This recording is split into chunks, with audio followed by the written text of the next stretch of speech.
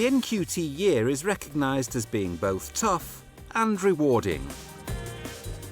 This programme asks 6 NQTs nearing the end of their first year how it's been for them. What they've done right and what they've done wrong, what they've loved and what they've hated. NQT expert Elizabeth Holmes, who's written books on that all-important first year, will offer advice for those about to start on the great adventure. As a former teacher, she knows at first hand the challenges that the NQT year throws up. More importantly, perhaps, she's got the solutions and strategies for getting through it alive. Zari Grist is a history teacher at Carlton Bolling College in Bradford, West Yorkshire. She joined the school when it was in special measures. It later escaped, and now the school and Zari are going from strength to strength.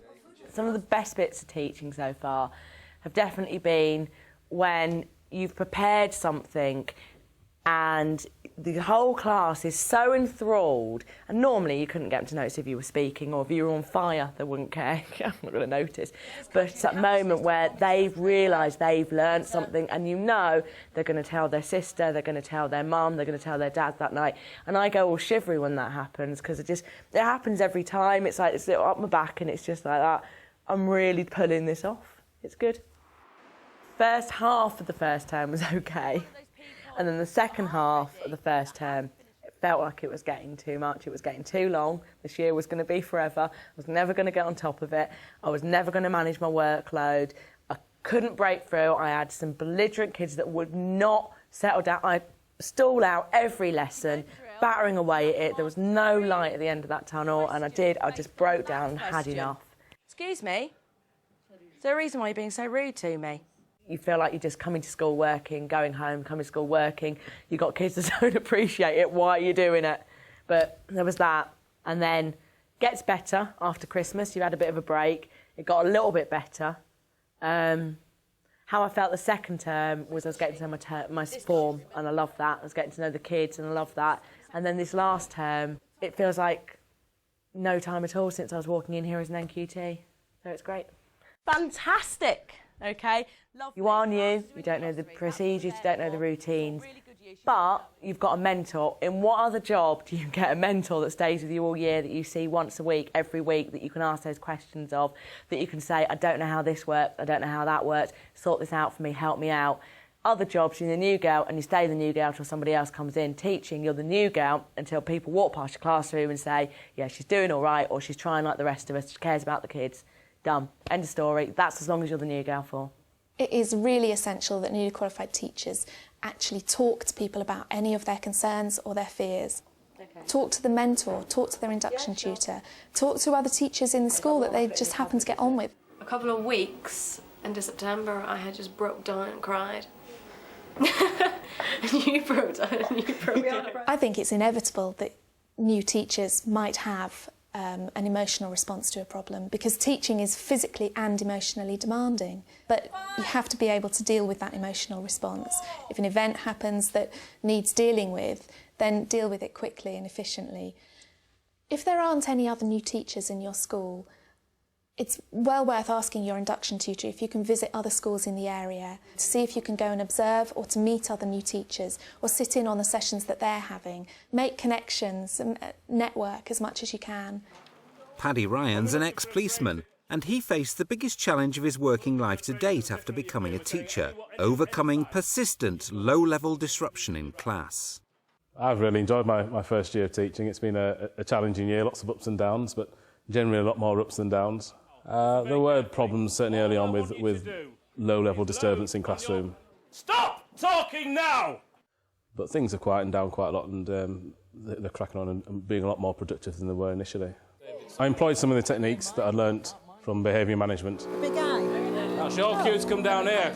About the layout of the classroom, about being more positive and using more rewards rather than sanctions, and that seems to have had a positive effect. Well, teaching generally just come on quite a way since September. I'm more used to the way that the boys are and how the school operates. I'm enjoying my role at the moment. Things are going from strength to strength. I think the only advice I could give a new NQT is be prepared for a lot of hard work, but stick at it, survive till Christmas, and things should start picking up. For newly qualified teachers, it's very easy for them to think that they have to hit the ground running in September and keep going at that pace right the way through until the end of July. But it's not actually like that. Look at where all the demands on your time are likely to be and make sure that you pace yourself. It's really essential. Tracy Hall teaches ICT and science at Ralph Thoresby School in Leeds. And while science is her real love, she feels that getting to know her pupils has been the most rewarding part of her first year. This year has been completely different as last year. You've got more classes to handle, you've thrown in, and there's nobody there in the classroom at the same time as you. And I think that's the scary part, that you are responsible for this class. It's thrown up some brilliant surprises. For instance, you are seen as a proper teacher. You're not seen as the student teacher, which gets all the flack, should you say. It's completely and utterly exhausting. To the point where some days I just want to go home and cry because I'm so tired. It's just the little things which somehow manage to get you down, where probably the underlying message is that you're tired. Go home, chill out, enjoy life, and think whatever comes tomorrow will come tomorrow, regardless of what you do tonight. Not saying to be unprepared for your lessons, but you know, sometimes you've just got to take a break. You've got to enjoy life, you've got to go out, play a bit of sport. You really need to keep your voices down, so quiet. Even at the worst lesson, you will have taught them something, whether it's to teach them how to behave, whether it's to teach them to say please and thank yous, or the life skills involved. You will have taught them something, and you've got to look on your positives rather than dwell on your negatives. I think there's something that you can learn from everything. If you have a lesson that doesn't go to plan, you can actually pick yourself up from that quite effectively just by immediately jotting down the things that you felt didn't go to plan. Don't beat yourself up about it. It's not necessary. There's going to be another lesson and it's going to go well. Okay, so you can work with this one, can't you? Yeah, or you three? There is a real danger that NQTs will neglect themselves, and I think with the 10% reduction in the timetable, I think it's essential that they're really organised and use that time effectively so that they can claim plenty of me time. Hanson School, also in Bradford, is one of the biggest in the UK, with a roll of nearly 2,000 pupils. As an NQT in the drama department, Rachel Whiteley tried to get to know as many pupils as possible.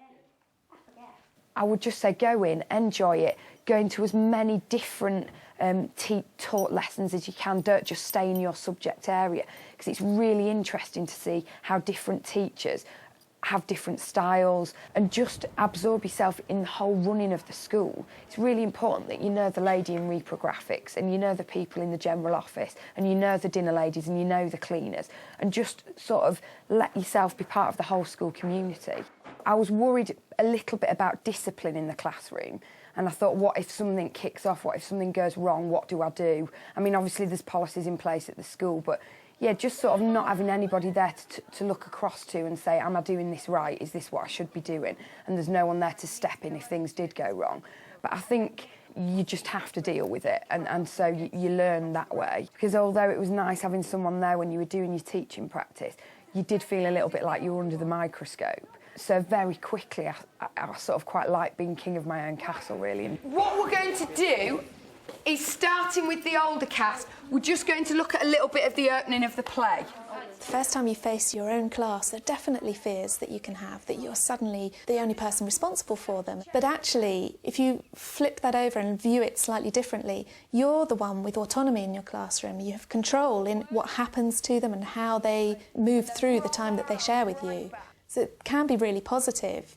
I think it's essential to make sure that you feel part of the school's community, because that is what it is. And the more you can feel part of that community, the more supported you can feel. Danielle Masters teaches languages at Royd's School near Leeds. She's taken on the extra responsibility of revision sessions for Year 10s and found that this helped her to integrate more quickly into school life. What do they reckon? There has to be some element where you enjoy yourself, where you develop relationships, where you have some connection with another person at school. Building up relationships with the children has been the key to me having a successful year. It helps them be part of society, learn to talk to adults and learn that we're not all against them. I would advise NQTs coming into a school that they try to get as involved in the school as possible. I'm involved in break time duties, and you get seen around the school. I also do revision classes after school, which is a really good way of establishing relationships, but also getting known by people who wouldn't normally teach. I actually ended up working with a Year 10 group who were really fantastic, really passionate about languages, which is just so rewarding and really enjoyable time, so it doesn't feel like work. Would you say variable food, Abby? I have developed some really strong bonds with children, and my Year 11s that are leaving now I'm going to miss a lot. I hope that I'd establish the same relationship with the form group that I've got now, and that when they leave in Year 11 I'll miss them as much. And salad and fruit. I think it's essential to get as many different views of the students that you teach that you can, because teaching is all about relationships, and you can get those and develop those in the corridor, during break time, through running after school clubs, anything like that. And it really is great to see students in that different way. I might give you homework as well. Just keep saying I'm nice and then I might not. Can please read. NQT Natalia Fedorovich is also at Hanson teaching history. To bring the subject to life, she planned a school trip, daunting even for an experienced teacher. I am originally from Bradford, so I was aware of Hanson School and the type of catchment area that it had. But obviously coming in a new phase, having to establish yourself both with staff and students is particularly difficult. I'm very fortunate that I'm in a very, very supportive department, and the head of department was also new to the school, so together we managed to support each other and have really found our feet. And I think it's very difficult to pinpoint just one thing that's been the best thing this year. Certainly appearing in Stars in Their Eyes as Cheryl from Girls Aloud was a high point, because it gave the students an opportunity to see Miss Fedorovich not only as a history teacher but as an ordinary person enjoying in extracurricular activities. And it was fantastic to see the amount of student support. They all made banners. It was a little bit like a pop idol kind of event, and it was fantastic to see them enjoying themselves. I think it's important to try and get involved in as many both in-school activities and extracurricular activities, certainly, because it means that if you are around school, staff and students will notice your face and you'll start to establish yourself. Mrs Waring's group is going to go into the gift shop first. We are going to have a look at the chapel. We're taking a group of Year 7 students to Skipton Castle. I do think it's important, especially for some students who haven't perhaps been outside Bradford, to go outside and explore historical sites locally. There would have been a raised balcony, and that's where the King and the Queen would have worshipped. My top tip for an NQT starting in September would be your mentors and other NQTs are there to support you, so please use them. Do not feel like you're alone. Doesn't matter which school you're in, certainly try and maintain and get as many friendships as you can, because you may well need them. It's important to have a profile outside of your teaching role within the school.